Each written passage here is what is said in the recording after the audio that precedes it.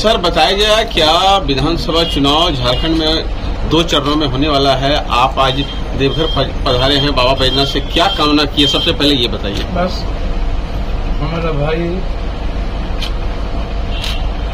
अलग अलग कोख से जन्म लिए, लेकिन हेमंत सोरेन जी मेरे खून से बढ़ और झारखंड के हित में, सभी जाति धर्म वर्गों के हित में, गरीबों के हित में, महिलाओं के हित में, युवाओं के हित में और देश में जो आदिवासी समाज है और गरीब है, उसके लिए जो प्रखर आवाज है वो है हेमंत सोरेन। और मैं ईश्वर से अनुकूल चंद जी के यहाँ भी हम गए। मैंने तो सिर्फ हम कभी तो उस भगवान से नहीं मांगा, बस एक इंसान बना के रखे, यही बहुत है। इस दुनिया में अच्छे इंसान की जरूरत। सर चुनाव के बारे में क्या कहना चाहेंगे? झारखंड का जो चुनाव है क्या देख रहे हैं आप? भैया हमको क्या देखना, जनता देखेगी कि हम ही देखें? नहीं, जैसे कि आप अनुभव के और लोगों की तरह मियाँ मिट्ठू हो जाए, जो 5 साल काम करते हैं, जो इतनी बड़ी तंग के बावजूद केंद्र सरकार 5 साल सरकार को चैन से नहीं रहने दी। और विश्व शर्मा ने जिस तरीके से गुंडई की, आज भी वो गुंडा बन करके यहाँ बैठा हुआ है। उनकी गुंडई खत्म हो जाएगी इस बार। तो क्या मानते हैं? ये आसाम बिहार आवे ना, उनकी गुंडई की पता चल जाएगा। यहाँ गुंडई नहीं चलती है। विश्व शर्मा ने जिस तरीके से लगातार झारखंड पार्टी को, जेएमएम को तोड़ने का, कांग्रेस को तोड़ने का, कभी सरकार बनाने के लिए करोड़ों अरबों रुपया, कभी ईडी में कई मंत्री, हमारे भाई को जेल भेजा। कभी आपने सुना कि मुख्यमंत्री को इस तरीके से जब नहीं जीता गया, जब सरकार नहीं चेंज कर पाई, जब सरकार इन लोगों ने अपना नहीं बना पाया, तो मुख्यमंत्री को जेल भेज दिया। तो झारखंड की जनता गुस्से में है। क्या लग रहा है इस बार का जो चुनाव होगा हेमंत सोरेन जी के नेतृत्व में?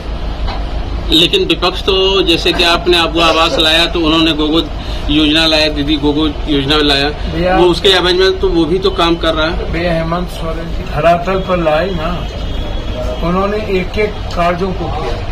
और हेमंत सोरेन जी के पीछे जिस तरीके से मेरी बहू ने, कल्पना सोरेन, आज महिला सशक्तिकरण के प्रतीक हो गया। आज शहरों की आवाज बन गई है, हर लोगों की उम्मीद बन गई है। तो इसीलिए जिस तरीके से वो नेतृत्व मिलके, झारखंड ही एक ऐसी पार्टी है जो यहाँ नफरत की नहीं, विकास की बात करती। बीजेपी के पास कोई विकास के मुद्दे नहीं है, नेतृत्व नहीं है।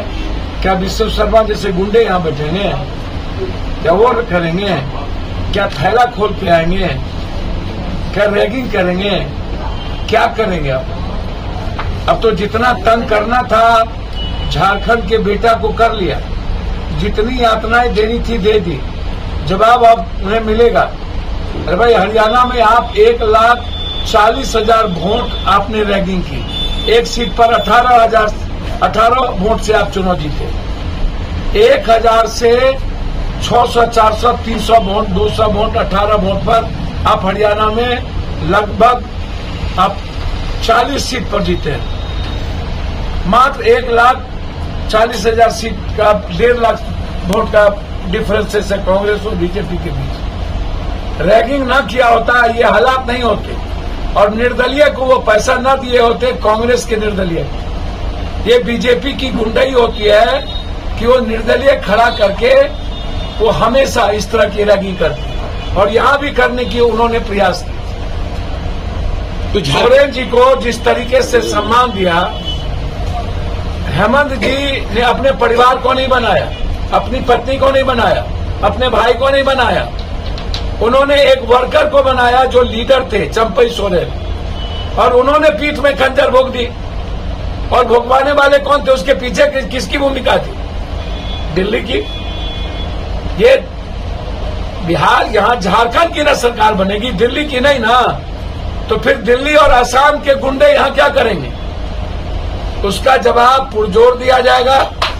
और मैं बहुत क्लियर समझता हूँ, जो योजना हमारे मुख्यमंत्री जी, हमारे भाई ने लाया, जो योजना को जमीन पर, धरातल पर उतारा, हर हाथ में पहुंचा दिया, हर घर को पहुंचा दिया, और इतनी यातनाओं के बावजूद जिस तरीके से 5 साल आम लोगों की सरकार बनी, नफरत की नहीं, किसी धर्म और जाति की नहीं, डोमिसाइल मुद्दों को लेकर के कोई हाहाकार नहीं मचा, जिस तरीके से बीजेपी करती रहती है।